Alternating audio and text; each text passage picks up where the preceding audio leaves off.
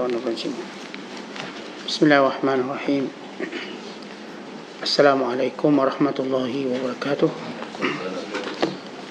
الحمد لله الذي هدانا لهذا وما كنا لنهتدي لولا أن هدانا الله أشهد أن لا إله إلا الله وحده لا شريك له وأشهد أن محمدا عبده ورسوله اللهم صل وسلم وبارك على سيدنا محمد وعلى آله وصحبه ومن سار على نهجه واستنى بسنته واهتدى بهديه إلى يوم الدين أما بعد فقال المصنف رحمه الله تعالى ونفعنا الله به وبعلومه في الدارين آمين.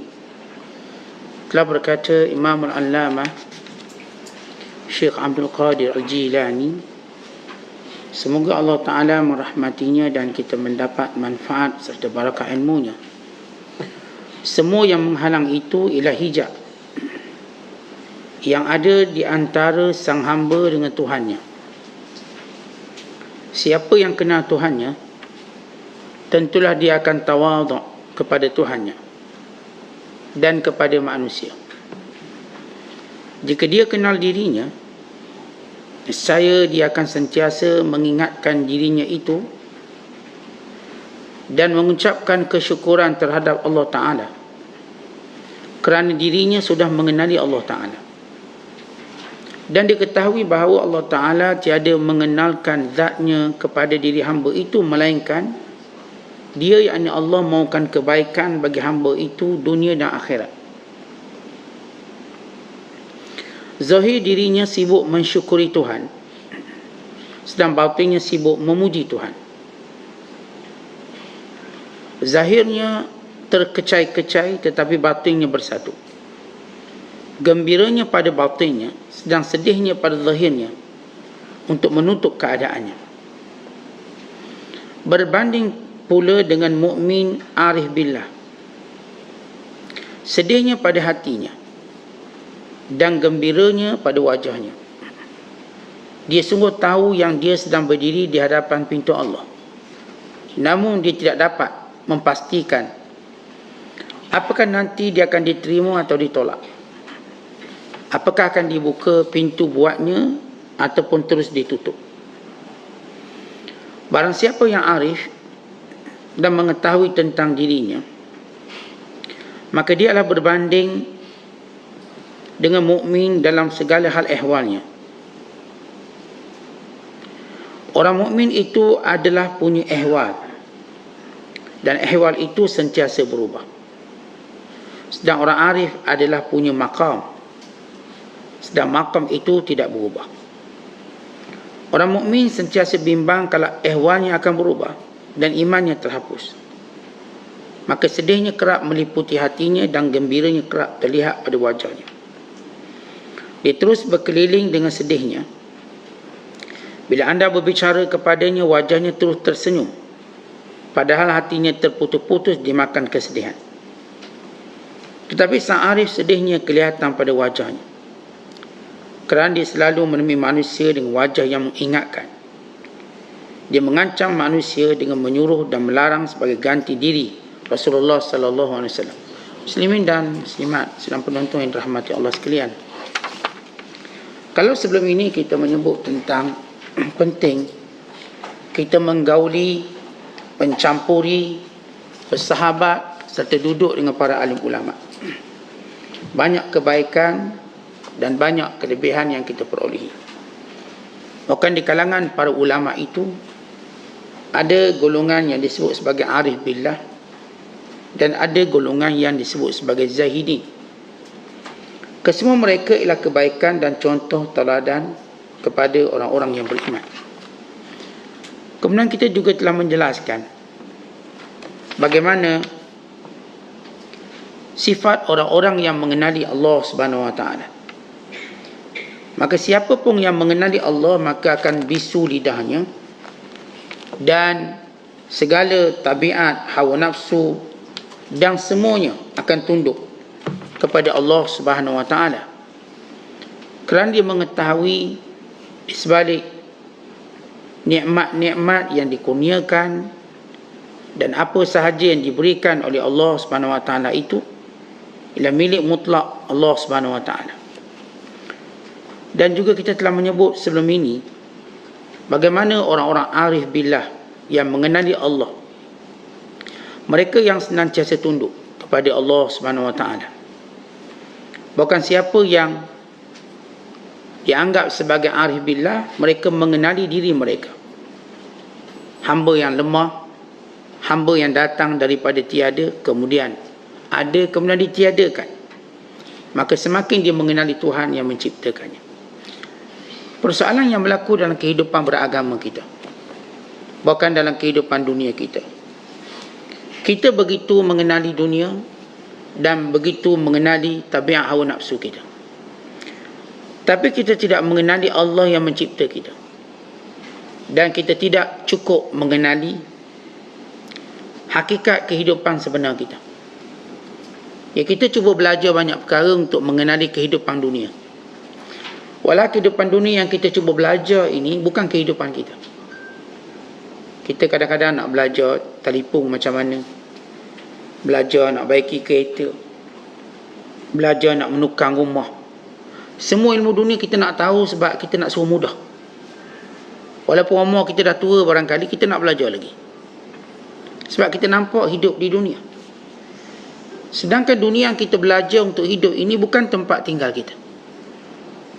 Dan bukan tempat kita akan abadi di sini. Kita nak kembali ke akhirat. Nak balik akhirat. Itu negeri abadi. Tapi kita tak belajar macam mana persiapan kita untuk hidup di sana.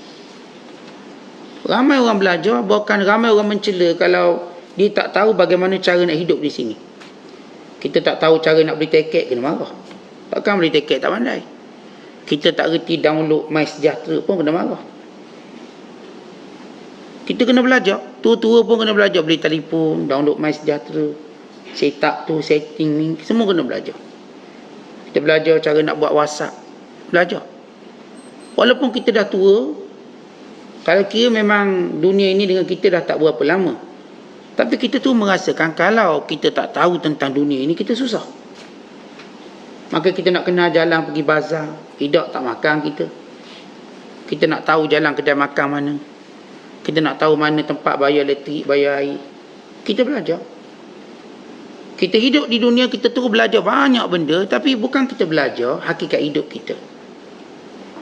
Dah kita pandai semua benda-benda dunia, lepas tu kita mati. Itu ilmu tu nak campak mana semua tu? Nilainya apa? Tak ada nilai. Kita lupa bahawa kita ada satu kehidupan lain yang abadi, yang kekal.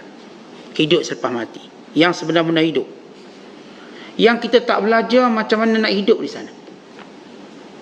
Dan kita tidak bersiap bagaimana nak hidup di sana. Kat dunia ni kita belajar dan kita bersiap. Ramai mana orang simpan duit dalam bank. Tanya sebab apa simpan duit dalam bank? Untuk kehidupan ni Ustaz, jangan susah. Yang susah kita pun duit pencen kita satu, duit anak bagi pun kita simpan. Mana-mana duit kita simpan. Walau umur kita umur tenggelam matahari, umur senja. Tapi kita rasa dunia ni kita mesti tahu serba-serbi, mesti siap serba-serbi. Kalau tidak susah. Ramai orang terus menyibukkan diri dengan dunia kerana mereka merasakan inilah dunia mereka, inilah tempat tinggal mereka. Yang Allah Ta'ala cela mereka dengan menyebut ya'lamuna zahiran minal hayatid dunya wa hum 'anil akhirati ghafilun. Mereka tahu kehidupan dunia, tapi mereka lalai dengan kehidupan akhirat. Tuan-tuan sekalian, bila kita tengok umur kita kat dunia, letaklah 60-70 tahun, setakat tu je. Bagaimana umur selepas itu? Umur ahli kubur berapa ribu tahun? Yang duduk dalam kubur dah ribu tahun. Kemudian umur bila kita dibangkitkan daripada kubur pula, yang ternyata ia jauh lebih panjang daripada apa yang kita jangkakan. Maka apa persiapan kita? Maka inilah yang disebut sebagai hijab yang mendatangi kita manusia sehingga kita lupa kehidupan sebenar akhirat kelak. Para ulama meletakkan bahawa asas hijab itu 4 perkara. Ini disebut oleh Imam Ghazali, Ini yang disebut juga oleh Syekh Abdul Qadir dan lain-lain ulama, yang menjadikan orang tak nampak akhirat, tak nampak kehidupan sebenar, tak nampak kebahagiaan sebenar, tak nampak hakikat mereka diciptakan. Ya, hijab pertama mereka yang memang menjadikan dia tak nampak dinding-dindingnya ialah syaitan. Kita tahu sejarah iblis dengan Allah, bagaimana dia bersumpah nak sesatkan kita. Maka iblis akan cuba untuk terus membangunkan hijab-hijab depan mata manusia, di hadapan akal-akal manusia, di hadapan keyakinan-keyakinan manusia, supaya mereka cuma tahu hidup cuma di dunia. Itu kita kalau kurang sikit benda dunia, susah hati. Kalau terlepas benda dunia, sedih. Tapi kalau terlepas benda akhirat, tak ada masalah, kita qada lah Ustaz. Terlepas benda akhirat, tak apalah, nak buat macam mana. Kan itu bila terlepas Ramadan, dia tak rasa apa. Terlepas waktu-waktu Ramadan, dia tak rasa apa. Tapi kalau terlepas waktu dunia dia, maka dia cukup rasa macam menyesal, sedih. Kita bila hilang nikmat dunia, kita mengadang, marah. Kalau yang menghilangkan nikmat dunia itu anak kita, kita marah dia, hilangkan anak kunci kereta kita. Tuan-tuan buat apa? Kalau anak-anak kita, dia hilangkan kunci kereta kita, kena sebab budak ni. Dia hilangkan kunci kereta kita. Dia cuma hilangkan dunia kita, kita marah. Tapi bila dihilangkan akhirat kita, sebab dia kita tak solat Jumaat, kita tak solat jemaah, kita tak belajar, bukankah dia juga sedang menghilangkan peluang akhirat kita? Ya Allah sebut dalam Quran, anak-anak kamu itu fitnah, ujian pada kamu. Allah Ta'ala sebut, ya ayyuhalladzina amanu la tulhikum amwalukum wala auladukum an dzikrillah wa man yaf'al dzalika fa ulaika humul khasirun. Wahai orang-orang yang beriman, janganlah harta benda kamu dan anak pinak kamu menghalang kamu dari ingat Allah. Siapa yang melakukannya demikian, maka dia orang rugi. Kalau saya sebut tadi contoh, kalau anak-anak tuan-tuan hilangkan anak kunci kereta, kita marah 5 hari tak habis lagi. Walaupun dah jumpa. Dah jumpa, kita marah lagi. Tak habis. Tapi kalau anak kita, punca menyebabkan kita hilang akhirat. Dek sebab anak kita tak pergi solat berjemaah. Dek sebab anak kita tak belajar menuntut ilmu. Duk sayang anak sangat. Kalau kita mati, anak kita tak ikut dalam kubur. Kita marah tak anak kita kerana menghalang benda ni? Tak marah. Biasalah Ustaz, anak. Bukan kita jadikan alasan anak lah sebab saya tak ke masjid Ustaz. Sebab anak saya Ustaz. Anak saya ajak saya main-main, jalan-jalan. Lihat kita tidak adil dengan kehidupan kita sendiri. Baik, siapa yang buat benda ni sehingga kita tak nampak rugi? Syaitan. Kerja syaitan setiap hari, dia terus membangunkan hijab. Biar makin lama makin tebal sampai memang tak nampak tua akhirat, nampak dunia je. Itu tua-tua pun nampak dunia lagi. Tua dah ni. Dia tinggal kulit je. Isi tak ada dah. Tetap cinta dunia. Dan penyakit ini disebut oleh Nabi SAW. Nabi dah sebut bagaimana penyakit cinta dunia akan terus membekas, berakar umbi dan hati manusia. Dan manusia terus rasa muda kerana cinta dunia. Kita memang umur tua, tapi bila fikir dunia, kita rasa kita muda. Kita rasa macam tak tua lagi. Dia tua bila kita suruh solat. Tak boleh solat sakit lutut. Dia tua. Tapi untuk mencintai dunia, al-hirsu, sifat tamak kita kepada dunia masih ada. Sebab itu orang tua-tua pun dia masih kedekut. Dia sayang duit dia. Dia sayang walaupun dia tak guna duit tu.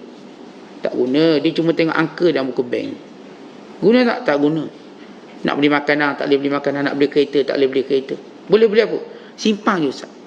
Kita simpan. Dan mereka mencintainya. Yang disebut oleh Allah dalam Quran, yahsabu annama lahu akhladah. Mereka menyangka harta mereka boleh mengekalkan mereka di dunia. Bukan kerja mereka duk kira je. Walau mereka tak boleh guna duit tadi untuk makan minum, cukup mereka dapat kira. Allah sebut dalam Quran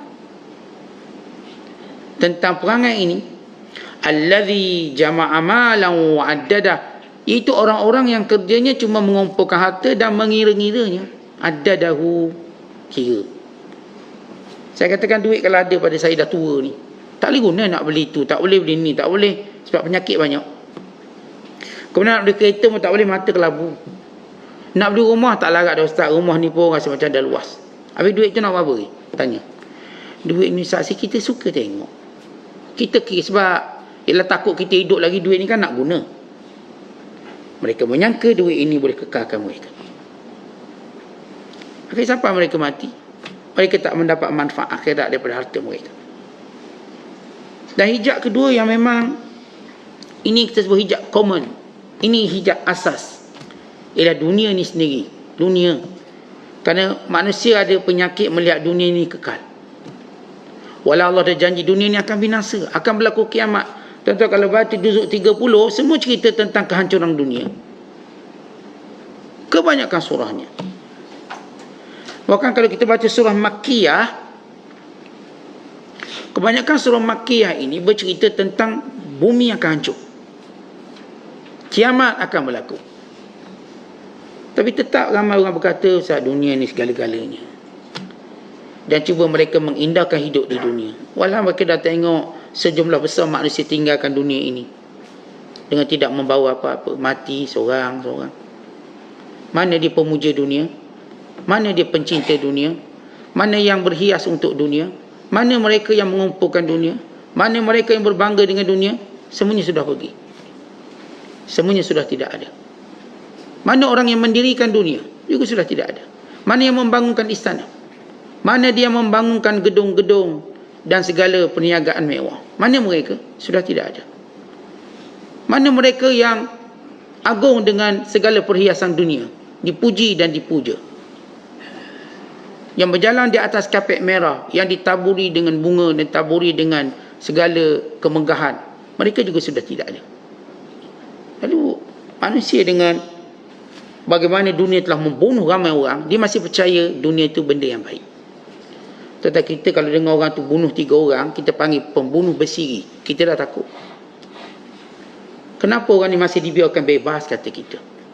Ini pembunuh bersiri.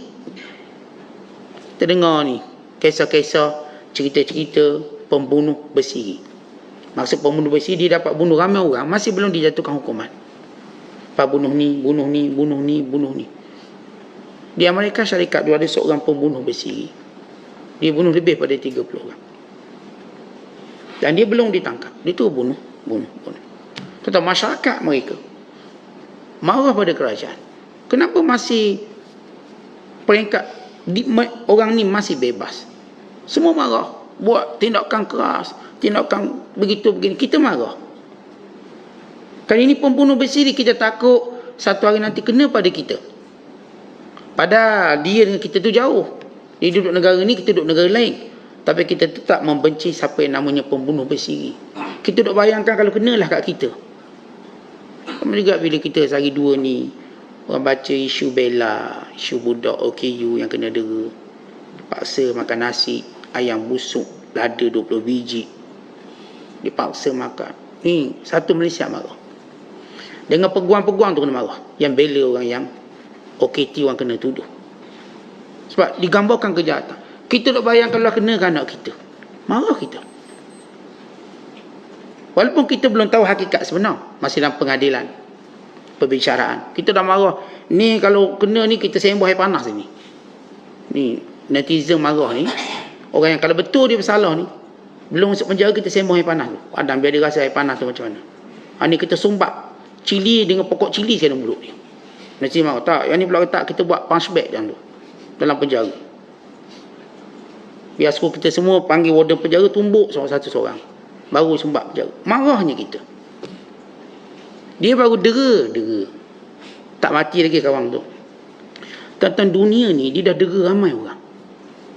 Dunia ni, dia dah bunuh ramai orang. Dia dah tipu ramai orang. Kita masih cinta dunia. Dunia tipu ramai orang. Dia janji nak bagi kita macam tu, macam ni, bulang bintang, rupanya akhirnya kita mati. Tak dapat. Dunia janji kita naik pangkat itu, pangkat ini, rupa tak sempat naik pangkat, mati. Tentang mula-mula tuan-tuan masuk kerja. Kalau saya dulu masuk kerja, okey, dia pun tulis, ni tawaran cikgu, lepas tu tangga gaji. Tengok, oh tangga gaji. Ni P1, T1, T2, duk tengok. Dah tak sampai last kali ni. Dah tengok, ni baru Ni DG 41 ni. 44, 48, 52, 54. Oh tengok. Kita percaya ni boleh sampai ni.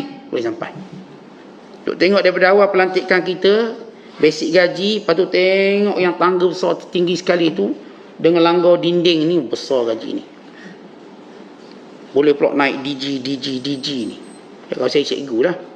Daripada guru sandarang terlatih, pada guru tetap, guru berpencing ke, guru berkedok SP ke, sampailah tahap tertinggi ni.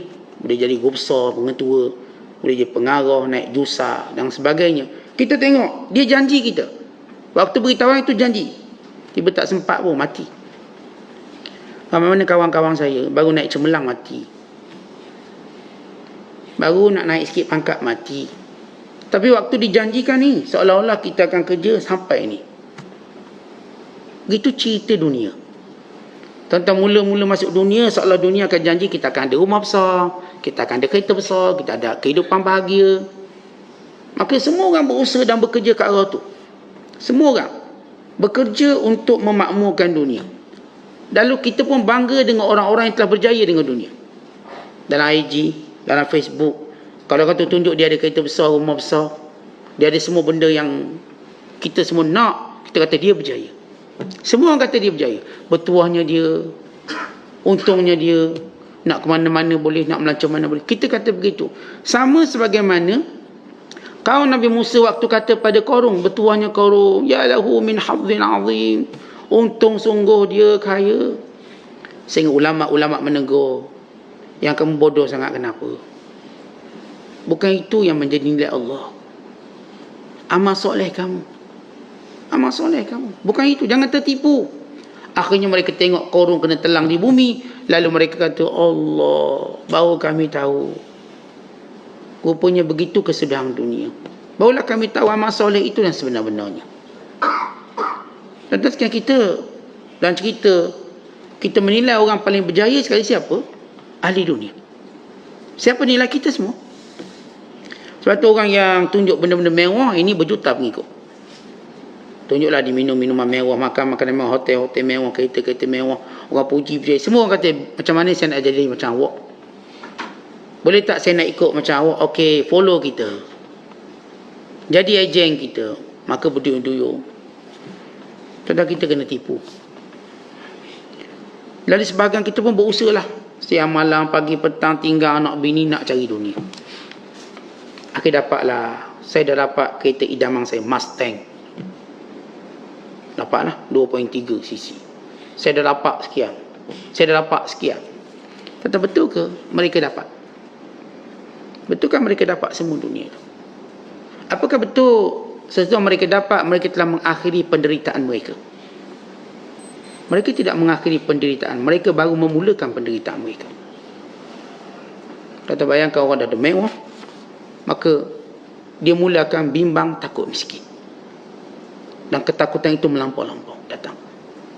Sehingga dia tu semakin menggila dengan dunianya. Dia takut kalau ditinggal sehari dia akan rugi. Maka dia mula jauh daripada ingat pada Allah. Melainkan orang yang Allah rahmati. Kita bukan bercakap orang-orang yang Allah rahmati segolongan mereka. Kita bercakap bagaimana tabiat asal dia. Tabiat asal.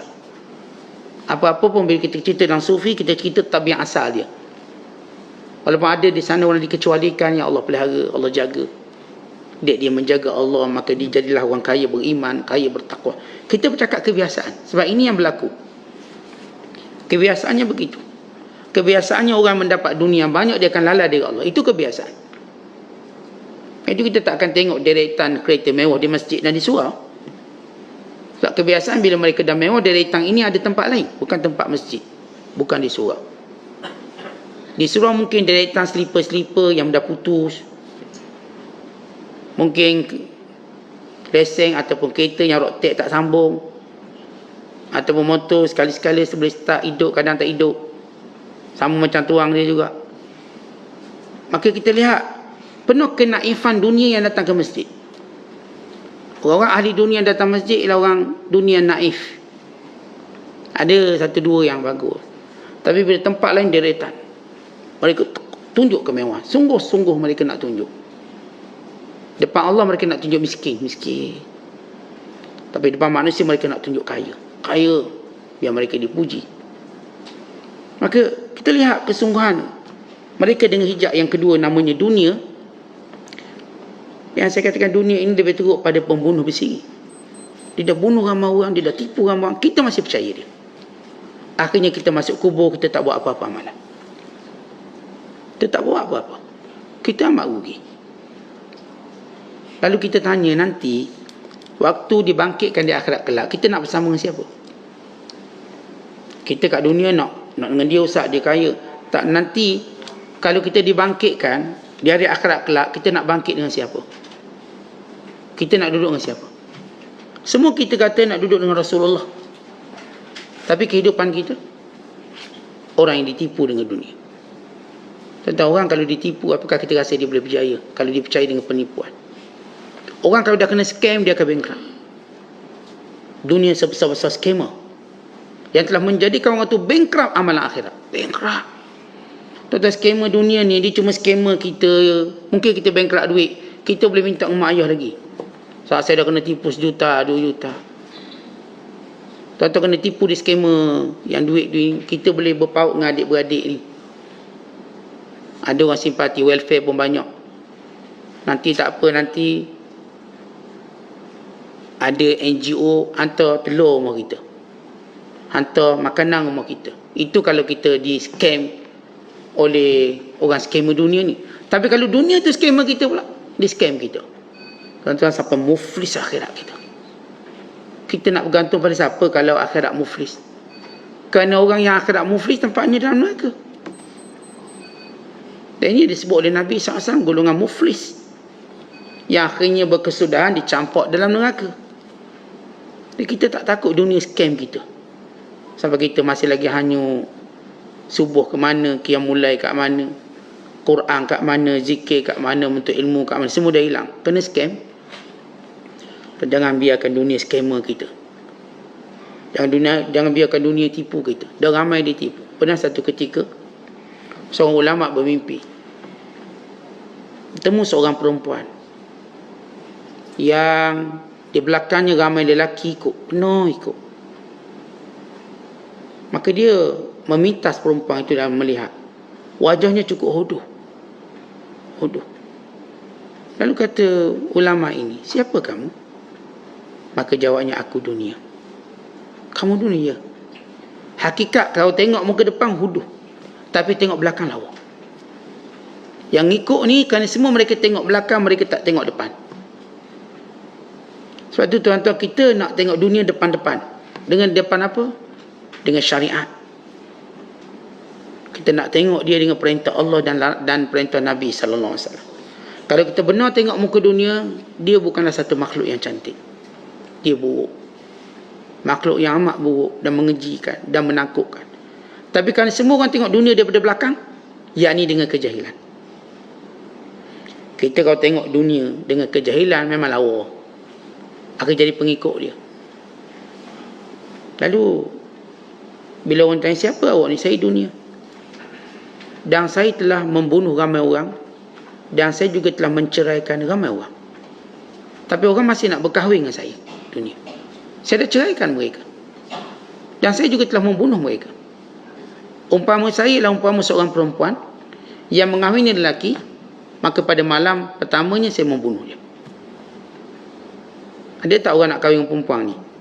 Perempuan yang bila mana kita kahwin dengan dia, malam pertama kita mati. Mati. Itu satu cerita sejarah di Aceh lah. Tahu di Aceh. Dia ada seorang perempuan, puteri, lawa. Siapa pun kahwin dengan dia, esok mati. Tapi dia comel. Orang tetap kata tak apa, aku mungkin tak mati.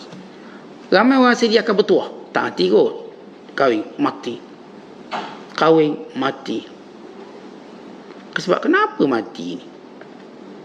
Rupanya perempuan ni, keluarga dia dah letak satu benda bersifat racun dalam alat sulit dia. Siapa yang cuba menyentuhinya, maka dia akan mati. Sehingga ada seorang hamba Allah tu, lepas dah ramai dah mati, dia kata saya nak kahwin. Tapi masa dia kahwin, yang pertama dia buat ialah buang dulu racun tu. Panggil tabib bijak, buang satu Macam kalau orang perempuan tak nak beranak tu kan, dia tak cium tu. Ni kawan ibu tahulah yang tak nak beranak tu. Yang nak beranak tak ada cium ni. Yang tak nak beranak, dia tak satu cium, menghalang, mencegah air mani masuk ke rahim supaya dia tak beranak. Maka dia pun buat. Teknologi dulu dia buat. Tapi tujuan dia supaya orang jangan ada boleh bersama dengan anak dia. Maka raja ni dia berjaya buang dan barulah dia boleh hidup. Baik. Umpama itu dunia. Dunia ni dia ada racun. Tuan-tuan buang racun dulu, tuan-tuan boleh hidup dengan dunia bawa sampai akhir. Tapi kalau racun kita tak reti buang, kita boleh mati. Macam kita tengok ada orang tuan-tuan, dia boleh makan ikan buntal. Kita ikan buntal kan tak boleh makan, racun. Tapi ada ni suku tertentu dekat Sabah ada, orang Jepun khususnya, dia pandai buang racun tu. Dia buang dia bahagian empedu dia, buang. Maka bila makan tak ada masalah. Umpama itu dunia. Kalau kita nak ambil dunia boleh, buang yang beracunnya. Bila kita berjaya buang yang beracunnya, kita boleh ambil dunia itu. Sebanyak mana pun kita nak ambil, sebab kita tak akan lalai dengan Allah. Kita nak buang racun tu. Yang bila ambil dunia, kita mungkin mati. Ini hakikat hijab kita. Yang kedua, yang disepakati ulama. Dan yang ketiga, hijabnya ialah manusia. Terutama manusia ni yang menghijab kita dengan Allah. Baru kita nak dekat dengan Allah, kawan kita pun ajak begitu, ajak begini, ke sana, ke situ. Dah. Kita baru plan 10 akhir ni nak i'tikaf. 10 akhir ni nak banyakkan ibadat. Kawan kita pula ajak cari baju raya, seluar raya. Ajak ziarah orang tu, ziarah orang ni. Ajak berbuka kat luar. Ajak berbuka kat hotel. Dah. Kita 10 akhir ni nak menikmati setiap malamnya. Setiap malam mula maghrib tu untuk dapat Lailatul Qadar. Kerana Lailatul Qadar bermula maghrib. Namanya Lailah malam. Dia bermula maghrib, dia berakhir fajar. Kalau boleh, detik-detik Lailatul Qadar, malam tu kita nak bernafas dengan taat pada Allah. Tapi 10 akhir ni lah banyak pula program berbuka puasa. Ustaz, kita banyak kelak Ustaz, kelak Vespa, kelak basikal mountingnya. Ni kelak orang-orang pencen, umur tua. Kita ada kelak ni Ustaz, bekas cikgu-cikgu, bekas pengetua, bekas polis, bekas askar, semua bekas-bekas belaka. Kita Ustaz ni, saya seminggu akhir ni Ustaz memang penuhlah jadual berbuka puasa. Dengan semua Ustaz. Ada kelak Yasin satu Ustaz ni, geng-geng, bagus juga bunyi, tapi jauh. Kepahamannya jauh. Kelaknya bagus, nama kelak Yasin, cantik. Ni kelak apa? Ni kelak suri rumah Ustaz. Kelak isteri-isteri takut suami ada. Ni kelak laki pula begini, kelak itu, kelak berpuluh kelak. Kita kan sekarang ni suka grup WhatsApp kita.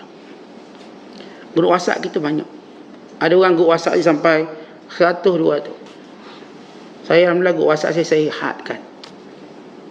Tak lebih pada 5. 5 pun saya deaktifkan banyak. Dengan satu je mungkin betul-betul aktif. Yang lain kita tak boleh. Kalau ada pun kita pun jadi macam CCTV lah, tak nyaut, tak nyampuk, tak apa. Sebab kita tak nampak banyak kepentingan. Tapi ada orang dia suka. Maka suka dia merugikan akhirat. Kawan-kawan dia ni patut tahulah kita pakat peringatlah dah 10 akhir kena banyak ibadat. Tak payahlah buka-buka kat luar 10 akhir. Tak boleh Ustaz, kita ni ada kelak nak beranak, kelak sepupu-sepupu Ustaz. Dia kelak sepupu ni nak buat buka puasa kat rumah saya, jadi kita kumpul belaka. Allah, ruginya 10 akhir. Kita pun tak tahu Ramadan yang kita faham ni macam mana. Ramadan kita faham ni makan-makan ke? Ramadan yang kita faham ni maksudnya makan ramai-ramai atau ibadat ramai-ramai? Kalau pada sahabat faham Ramadan ni maknanya ibadat ramai-ramai, bukan makan ramai-ramai. Kita terbalik, kita faham Ramadan ni makan ramai-ramai. Itu nak berkumpul je kerja dia nak makan. Salat maghrib ke mana, salat isyak ke mana, tarawih ke mana, habis hilang ke mana. Ya kalau kita buat tu, kita katakan jaga solat, okay, kita tarawih sama-sama, itu okey sikit lah. Walaupun saya cenderung kalau 10 akhir ni tuan-tuan, tidak ada pergerakan. Ini PKP kita dengan Allah. Kita nak buat quarantine kita. Selama ni kita cuma quarantine sebab kita sakit atau close contact. Sungguh patuh orang ni. Khususnya patuh bila saya tak lagi kuliah, saya quarantine. Ini patuh sungguh kalau buat kuliah lah. Ini patuh. Dia tak akan ke kuliah melainkan lepas 14 hari. Yang harap dia tak. Sebab dia kuarantin. Jujur dia. Kuarantin. Baguslah dia nak jaga kesihatan dia. Dia ada kebimbangan dia sendiri. Dia masing-masing berisytihad dengan cara dia. Kuarantin kita ni kadang-kadang sebab orang lain kena, bukan kita kena. Tapi tuan-tuan, kuarantin kita dengan Allah. Untuk kita tengok, kenal diri kita siapa, dosa kita buat banyak. Ini mungkin Ramadan terakhir. Lalu kita pun ambil lah 10 terakhir detik bersama Ramadan. Sungguh kita nak menikmati, sungguh kita nak bersama dengan kemuliaan Ramadan. Kita pun nak kuarantin. Saya tak nak campur 10 hari. Minta maaf. Saya nak beruzlah, saya nak sekian. Itu yang Rasulullah ajar. Kita tuan-tuan 10 hari lah sibuk raya pula Ustaz. Tentang raya kita ni, dia punya bebanang dia banyak berbanding puasa yang dia tuntut. Persiapan raya kita ni menghabiskan Ramadan kita. Ada orang bersiap raya daripada awal Ramadan. Ni orang berniaga lah. Habis Ramadan kerana cerita raya satu hari. Ada pula orang yang 10 hari Ramadan orang sibuk. Saat ini kita namakan malam liko. Kita dah sibuk ni Ustaz, persiapan hari raya, anak-anak nak balik, kita nak bersih rumah, baiki bilik air, tengok balik tangki air, itu ini banyak. Tak tenggelam Ramadan dengan persiapan raya. Kita tak tahu apa yang kita belajar daripada Ramadan. Dan siapa tok guru kita dalam membesarkan Ramadan dan membesarkan raya ni. Kita sebut semalam, kita ni ikut tok guru kita. Kalau kita tak ada tok guru dalam hidup, tuan-tuan, hidup kita tak ada apa. Kayaknya orang-orang yang saya katakan leka, dihijab oleh manusia, ternyata manusia yang dia sibuk dengannya, bila dia mati, seorang pun tak akan datang tolong dia. Tentang kita kalau mati, dia pun belum pasti datang solat jenazah kita. Jangan cerita yang lain, solat jenazah pun belum tentu. Tapi kita, waktu-waktu yang saya katakan paling berharga dengan Ramadan, 10 akhir, kita biarkan dia membazir dengan manusia. Kemudian hijab kita seterusnya, ialah hawa nafsu kita. Ini 4. Kita dah sebut tentang syaitan, kita dah sebut tentang dunia, kita dah sebut tentang manusia, dan kita sebut tentang hawa nafsu. Kita sendiri kadang-kadang orang tak ada pun suruh kita buat tak baik. Tetapi diri kita sendiri, innan nafsa la'ammaratun bisu', kita yang tak cenderung untuk buat ibadat. Malah Ustaz tarawih penatlah, ngantuklah. Malas nak pergi surau, malas duk malas sikit kita. Kita guna alasan malas, tak ada mood. Kita tak lawan. Malas ni dia kena lawan, dia tak boleh ikut. Mood pun kena lawan, dia tak boleh ikut mood. Kita dalam kubur nanti kau jawab, saya tak ada mood lah ibadat, teruk kita. Mood kita, malas kita, semua benda-benda berkait dengan kehendak diri yang tak menguntungkan agama, kita kena lawan. Kita terfikir nak buat macam ni, tak jadi. Ramai orang bercita-cita dia nak buat dunia, tapi kerana dia dekat dengan Allah Ta'ala, Allah pelihara, maka dia menghalang cita-citanya sendiri. Ada orang dia cita-cita nak makan daging, dia tak nak makan daging. Dia nak makan daging, tapi dia halang diri dia makan daging supaya dia tak ikut hawa nafsu dia. Tengok kita bulan puasa, apa yang kita diajar? Lawan nafsu. Nafsu apa? Nafsu tu asalnya halal bulan lain. Makan minum kan halal. Sarapan halal tak? Halal. Makan tengah hari? Halal. Minum petang? Halal. Kudapan? Halal. Lihat kita dalam bulan puasa berjaya buang benda halal ni. Saya tak sarapan pagi. Kenapa? Sebab saya puasa. Habis sarapan ni halal atau haram? Sebelum puasa dia halal. Tapi bila puasa hukumnya haram. Makan tengah hari halal tak haram? Halal atau haram? Halal. Sebelum puasa.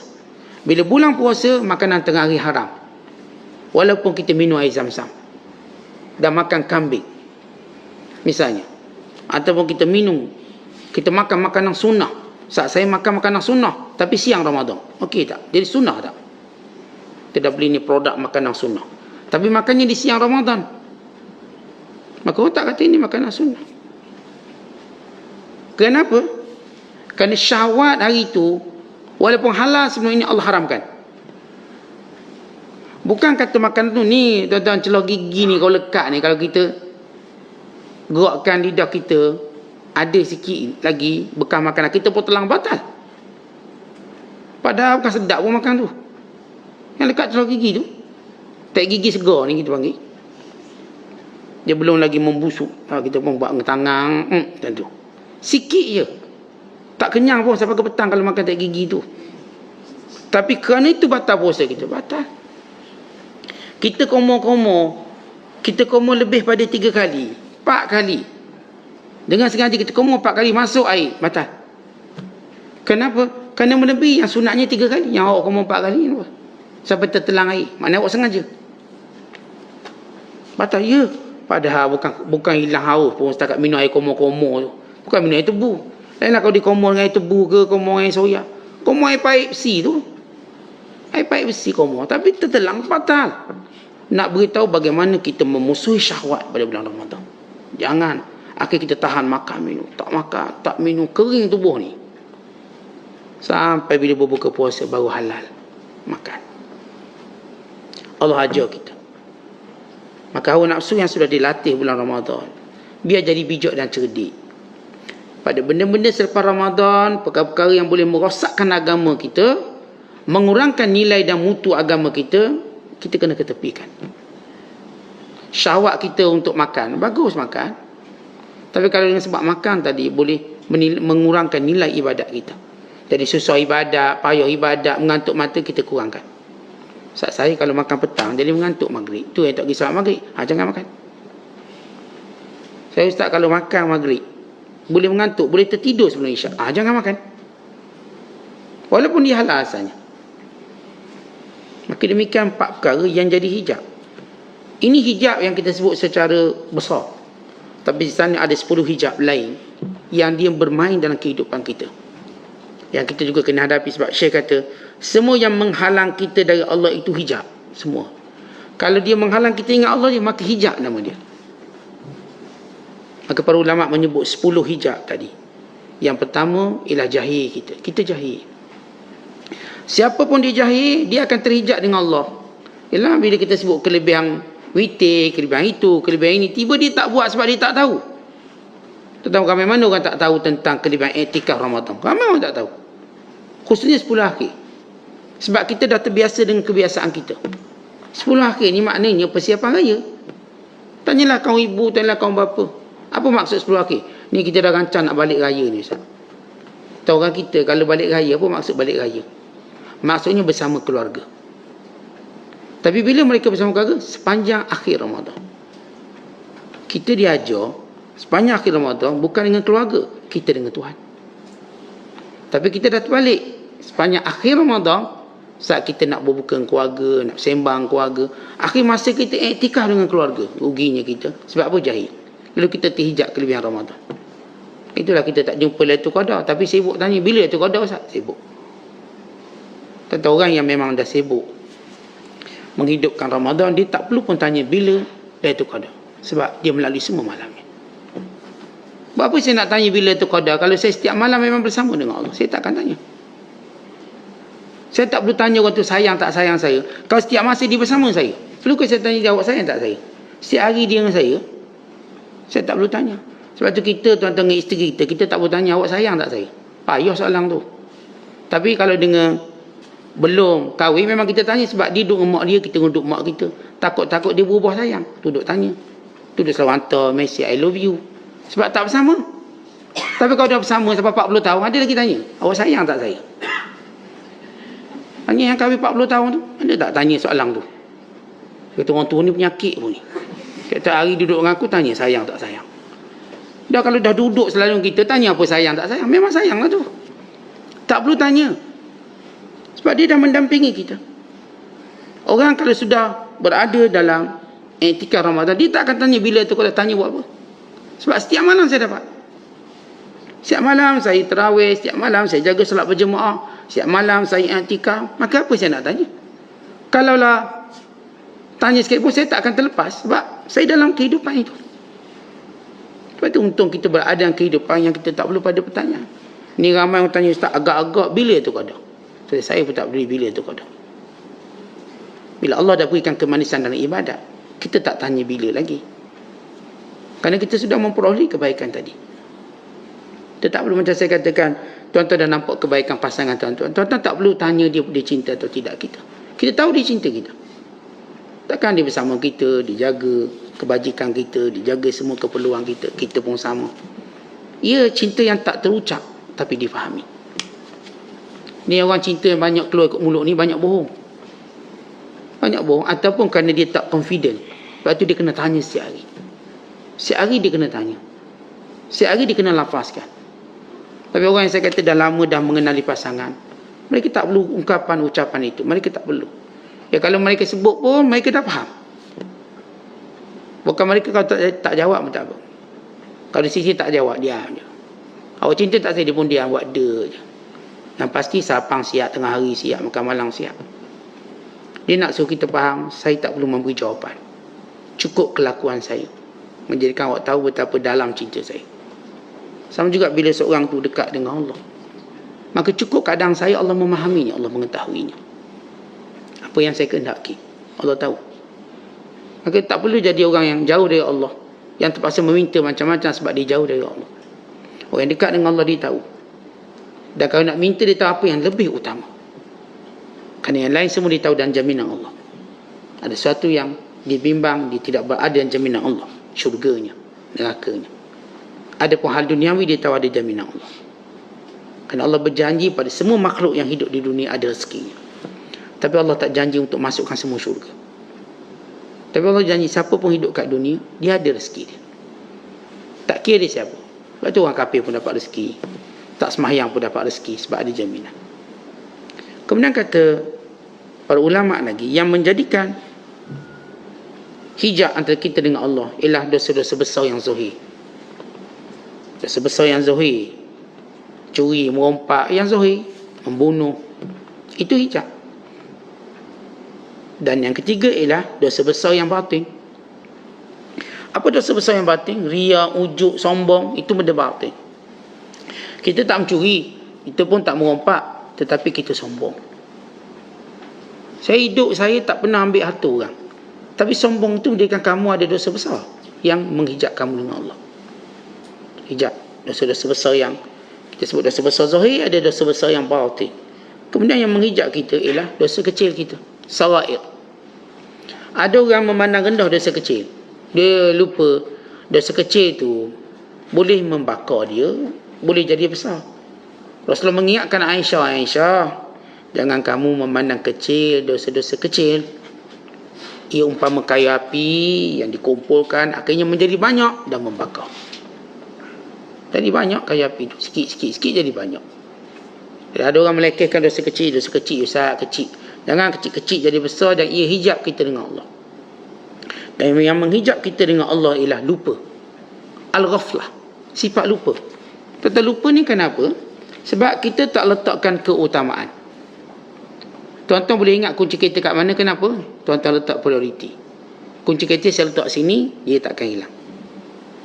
Wallet kita kenapa tak lupa? Sebab kita dah tahu letak wallet kat mana. Kita akan ingat. Kita automatik keluar rumah, capai wallet, capai kunci, capai telefon, automatik. Barang-barang yang kita tak lupa. Sebab kita letak benda ni penting. Dokumen-dokumen kita penting, kita tak akan lupa. Saya dah letak dalam satu beg. Surat beranak saya, surat beranak anak-anak saya, semua dalam tu. Artinya kita dah letak satu susunan dan perhatian. Tapi dalam hal akhirat kita tak buat benda tu. Itu terlupa banyak. Terlupa nak belajar, terlupa nak salat sunat, terlupa nak baca Quran, terlupa ni Ramadan, sebab kita tak jadikan dia keutamaan. Maka ghaflah, sifat lupa, menyebabkan kita terlepas banyak peluang-peluang untuk buat benda-benda akhirat. Dan antara hijab ialah kerana adat dan taqalid. Adat dan taqalid, kebiasaan kita, macam saya contoh tadilah, kebiasaan kita, ada orang kita ni beraya sakan, berpuasa macam tak akan. Setengah mereka tak akan puasa. Tapi kalau raya sakan. Sakan sungguh-sungguh raya. Adat kita, taqalid kita memang macam tu. Kita tak berjaya keluar daripada dia. Perintah Allah berada di satu lembah yang lain. Taqalid, adat, kebiasaan berada pada satu lembah yang lain. Kita terperangkap di sini. Seperti tak jumpa jalan macam mana kita nak membuang kebiasaan. Ya, macam saya katakan, budaya saya daripada kecil beraya. Kita cuma sibuk main mercung. Mercung. Walau kita tahu mercung bukan dalam budaya kita yang sebenar dan bukan dalam adab, dalam agama kita. Baik, kita ambillah fatwa yang kata tak haram Ustaz di atas nama permainan. Kalau ada kata haram Ustaz ini pembaziran. Tapi pendapat yang saya setuju ialah ia satu bentuk permainan. Sebagaimana anak-anak kita boleh mainang tu mainang ni, maka itu pun kalau nak kira membazir juga. Tapi oleh kerana ada jiwa ingin bermain, maka tak ada masalah. Bagaimana kita tak ganggu kan? Kita tengok apa yang menjadi kebiasaan kita bulan puasa. Apa yang tuan-tuan biasa dengan puasa. Ni kita katakan adab berbuka puasa di luar. Itu kebiasaan kita. Bukan daripada ajaran agama. Kita dah terbiasa begitu. Buka sini, buka. Itu lepas buka puasa, karaoke pula. Nyanyi pula. Ni puasa hari pertama. Puasa pertama buat di hotel tu buka. Hari pertama puasa dah dengar lagu raya. Dendang Perantau. Baru puasa hari pertama. Kalau supermarket jangan cerita lah. Belum masuk Ramadan, lagu raya dulu. Belum masuk, dah lagu raya lah. Dah macam-macam dah. Lihat bagaimana adat kita. Itu kebiasaan kita. Kebiasaan kita tuan-tuan, lagu raya lebih kuat daripada takbir raya. Takbir raya ni, yang dapat mic-nya cuma Tok Bilal, Tok Imam. Lagu raya semua dapat mic. Takbir raya, siapa takbir raya? Tok Imam, Tok Bilal. Tapi kalau lagu raya semua dapat mic. Maknanya semua nyanyi. Itu kebiasaan. Akhirnya, bayangkan, sunat malam raya tu kita bertakbir banyak-banyak, menandakan berakhir Ramadan, bermula Syawal, menandakan kemenangan, menandakan syukur pada Allah. Wala tukabbirullaha ala ma hadakum. Kamu takbir juga kerana Allah telah beri hidayah, bimbingan sampai kita melepasi Ramadan dengan baik. Tiba-tiba malam raya tu lagu raya lebih banyak pada takbir raya. Adalah cilok sikit-sikit takbir sekali, lagu 20 kali. Kita nak buang sikitlah kebiasaan. Habis tak boleh ke lagu raya? Boleh, kita tak kata tak boleh. Boleh lagu raya. Tapi takbir raya keutamaan. Takbir raya ni bila tuan-tuan? Dia bermula terbenang matahari akhir Ramadan. Kalau kita, akhir Ramadan kita hari Isnin. 30 Ramadan kita berakhir. Sampailah imam angkat takbiratul ihram untuk solat air raya. Lepas habis sembahyang raya dah tak ada takbir raya. Ini bagi Aidil Fitri. Kalau takbir juga makruh. Nak takbir makruh, tak boleh. Itu bukan waktu dia. Waktu tu lagu raya. Dengar lagu raya. Tak ada. Takalid kita, kebiasaan kita lagu raya lebih mendominasi. Lebih mendominasi. Dan kepahaman yang salah kita, bila Islam ajar kita pakai baju baru, waktu kita menghadap Allah sembahyang raya. Tapi kita tak. Sembahyang raya memang kopiah tahun lepas. Berjeragak, berjerawa, berjerawat, kopiah tu. Baju pun hak tahun lepas. Kain pelekat pun hak lama. Semua lama. Tapi lepas je sembahyang, semua baru. Mula bersamping, bersongkok bagai. Mulalah tukar. Ni baru baju raya Ustaz. Songkek, sutra, bla bla bla. Lihat, kita kebiasaan tadi telah mengatasi syariat. Rasulullah bila terserempak dengan Umar Al-Khattab waktu nak sembahyang raya, Nabi tanya, "Ya Umar, aghasilun am jadid?" Ni baju baru basuh ke baju baru? Lalu kata Umar Al-Khattab, "Bal ghasil." Baru basuh ya Rasulullah. Nabi kata, "Ilbas jadidan." Pakai yang baru. Jangan pakai yang baru basuh, pakai yang baru. Maknanya yang baru ni yang tak basuh lagi. Kita kan kalau beli baju baru, baju tu belum basuh lagi. Itu betul-betul baru. Dia punya bau baru dia lain. Kita sunat pakai baju baru untuk solat raya. Tapi orang kita terbalik. Baju sembahyang raya, yang lama-lama lah dia pakai. Yang lama-lama. Yang buruk-buruk. Semua buruk. Slipper pun slipper buruk nak putus satu. Heret kaki. Tapi habis dia solat semua baru. Daripada slipper baru. Baju baru. Habis tak boleh ke pakai baju? Boleh. Tapi waktu yang pertama yang kita dituntut tu depan Tuhan dulu. Depan Allah dulu. Kemudian barulah depan makhluk. Tuan-tuan, kita macam menghadap raja. Yang pertama kena tengok kita pakai baju lawa raja dulu. Lepas tu orang lain pun nampak. Ni baju datang istana. Kerana pada hari raya, rumah Allah ialah istana Allah. Berubah menjadi istana Allah. Semua orang datang. Menteri-menteri ke, YB, semua datang rumah Allah.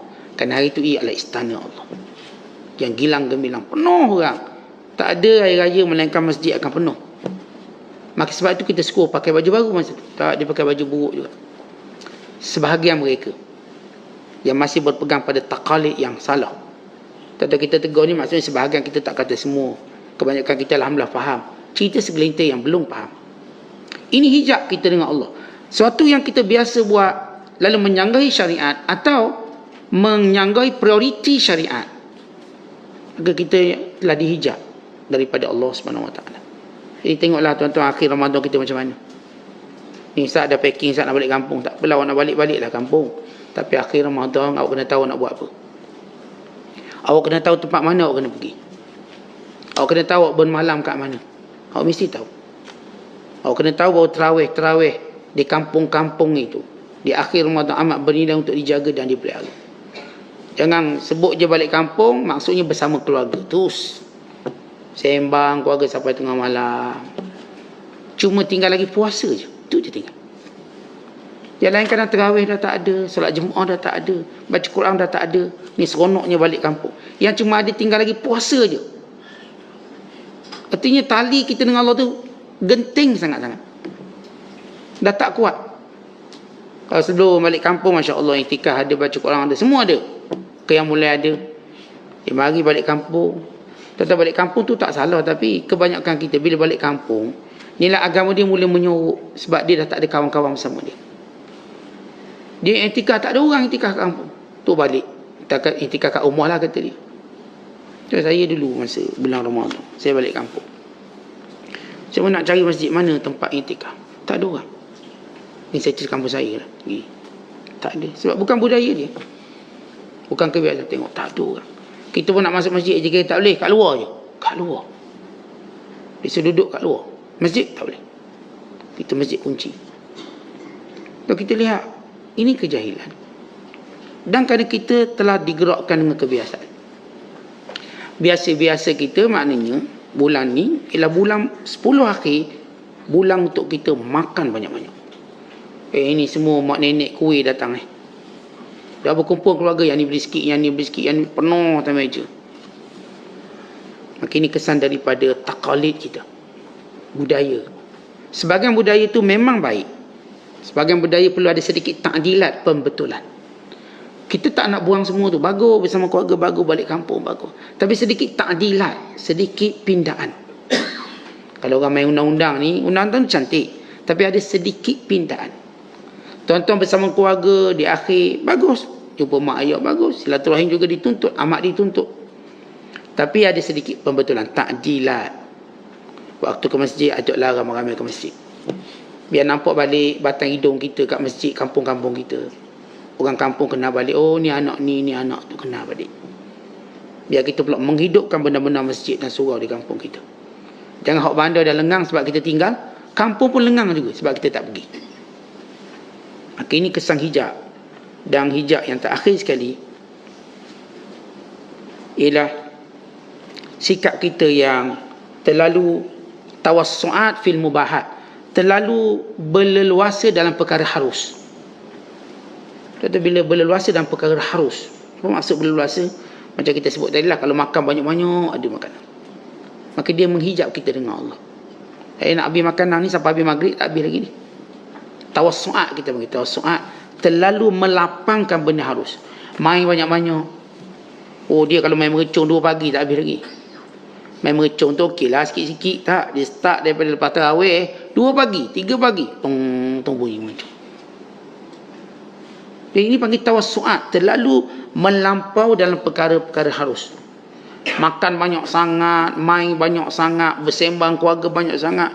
Kalau dia sembang dengan mak ayah dia sampai larut malam. Bagus sembang, tapi sampai larut malam melampau-lampau pula. Maka ini tawassu'at dalam perkara-perkara yang harus, yang menghijab kita daripada Allah SWT. Kemudian kata Syekh, siapa yang kenal Allah, dia akan tawaduk. Tawaduk dengan Allah dengan maksud dia tahu siapa dia. Dan tawaduk dengan manusia kerana perintah Allah pada dia. Dia akan tawaduk. Dan dia juga akan sentiasa bersyukur pada Allah. Kenapa? Kerana Allah menjadikan dia kenal Allah. Dan dia kenal dirinya. Kan dia tahu Allah bila menghendaki kebaikan seseorang, Allah jadikan orang tu kenal Allah. Kerana Allah nak beri kebaikan. Tentang kita, kalau kita dapat kenal orang tertentu somebody dekat mana-mana jabatan, apakah kita faham maksudnya apa? Maksudnya kita akan dapat kebaikan. Saya kenal pengaruh ni, pengaruh tu, saya akan dapat kebaikan. Arti kalau saya ada urusan, saya call dia, saya akan dapat kebaikan. Saya kenal YB, saya kenal ahli majlis, saya kenal ini, maknanya saya akan dapat kebaikan. Urusan saya senang. Ini kalau saya suruh potong rumput, saya call je datang potong rumput. Ini kalau saya nak buat pengaduan, tong sampah saya dibuang merata, saya call je, kena pecat orang tu. Kenapa? Saya dah baik orang-orang yang saya dapat kebaikan ni. Bayangkan orang yang baik dengan Allah. Orang yang Allah Ta'ala jadikan dia kenal Allah, maknanya Allah nak beri kebaikan pada dia. Sebab itu kita sentiasa bersyukur pada Allah.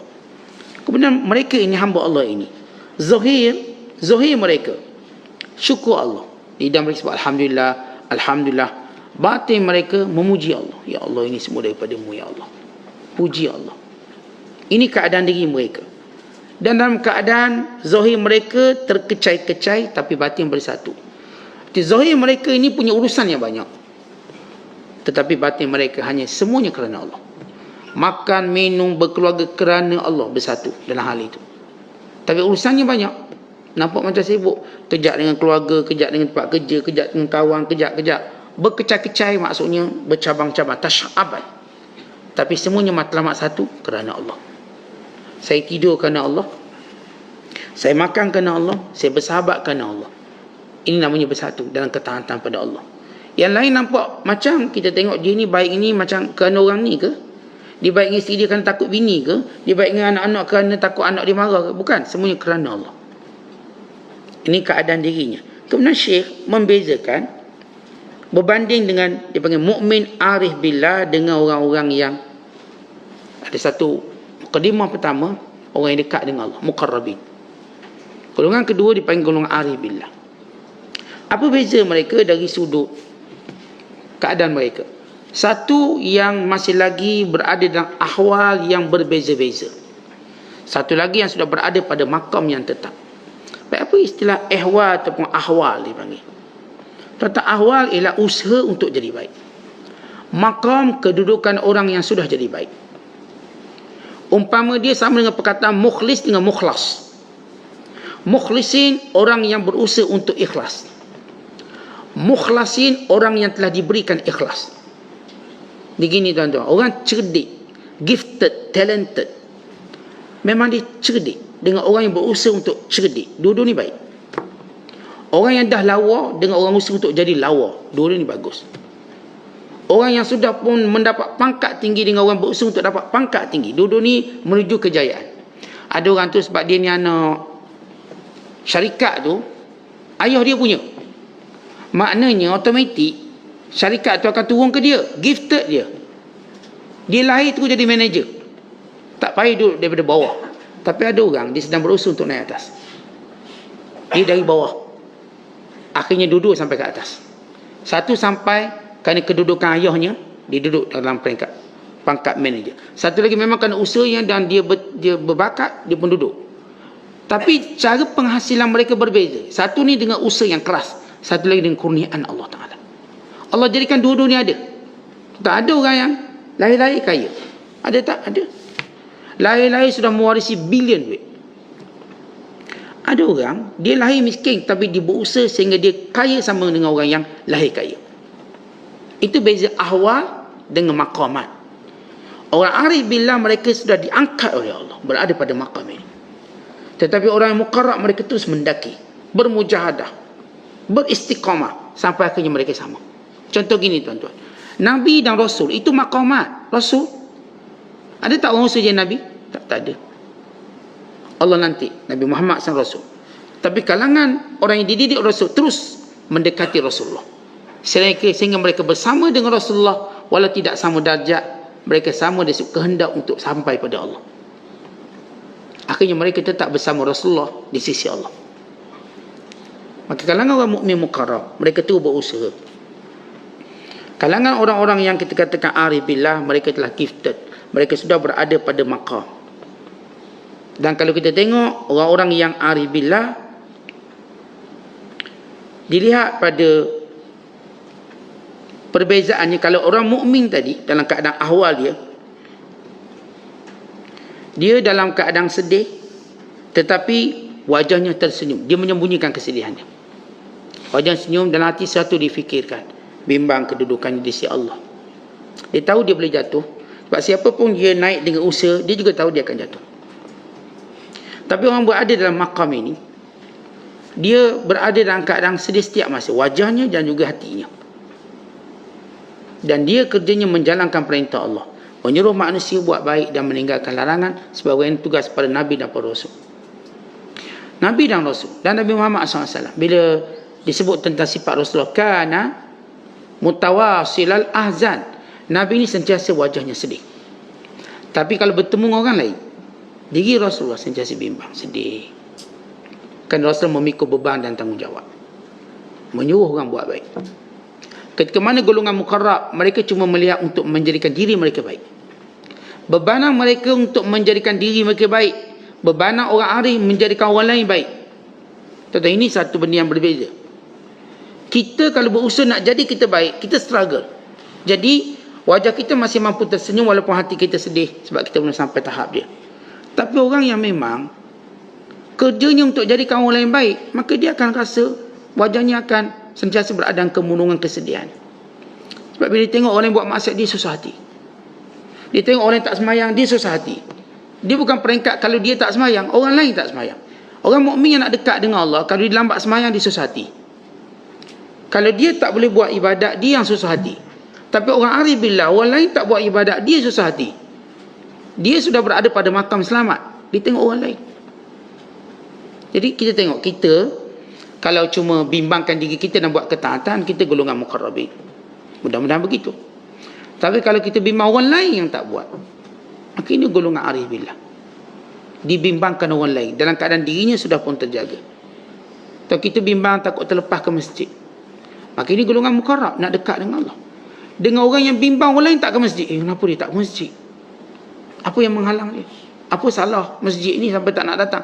Dia sudah orang yang jaga dirinya masjid, tapi bimbang orang lain. Kalau kita suhati hari ni tak baca Quran, Ustaz, hari ni sempat 2 live sebab sibuk sangat, kita susah hati, kita kena buat baik. Ada orang dia susah hati tengok orang lain tak baca Quran, sebab dia sudah jaga diri dia. Kenapa syekh tu tak baca Quran? Apa sebab dia tak baca Quran? Jadi dia bimbang pada ibadat orang lain. Ini beza orang alif billah dengan orang golongan muqarrabin. Nabi SAW, Nabi bimbang orang lain. Nabi bimbang orang lain ni masuk neraka. Nabi bimbang orang lain akan dimurkai oleh Allah. Ketika orang lain bimbang, dia dimurkai Allah. Jadi dari satu sudut darjat memang berbeza. Kerana golongan yang disebut arif billah, mereka mempunyai tanggungjawab dakwah yang tidak berhenti. Dan golongan yang disebut muqarrab, mereka punya tanggungjawab membersih dan menjaga diri yang tidak berhenti. Masing-masing sibuk, tapi pada ruang lingkup yang berbeza. Kerana orang arif billah ruang lingkupnya lebih besar dan luas. Kerana mereka, kerja mereka bimbing manusia. Dan manakala kerja kita pula bimbing diri kita sendiri, untuk jaga diri kita dan jaga orang dekat dengan kita. Maka masing-masing perlu mengetahui apakah hijab yang menghalang mereka daripada, atau yang menghalang kita daripada menyempurnakan ingatan kita pada Allah. Semua hijab ini mesti kita tinggalkan dan mesti kita tanggalkan. Mesti kita doa pada Allah, hijab ini jangan menguasai kita, jangan membadai kita, jangan merosakkan kita. Kerana kelak, akhirat kelak, bila bertemu dengan Allah, kita akan menyesal dengan penyesalan yang tidak boleh dibayar, dengan segala harta, dengan segala dunia yang kita ada, atau dunia yang kita pinjam daripada orang lain. Sebab itu tuan-tuan, hari kiamat juga dinamakan sebagai Yaumul Hasrah, hari penyesalan. Moga-moga kita tidak di kalangan, tidak dijadikan oleh Allah di kalangan orang-orang yang menyesal, bukan orang-orang yang bahagia, orang-orang yang gembira, insya-Allah taala. Wallahu a'lam bissawab. Assalamualaikum warahmatullahi wabarakatuh.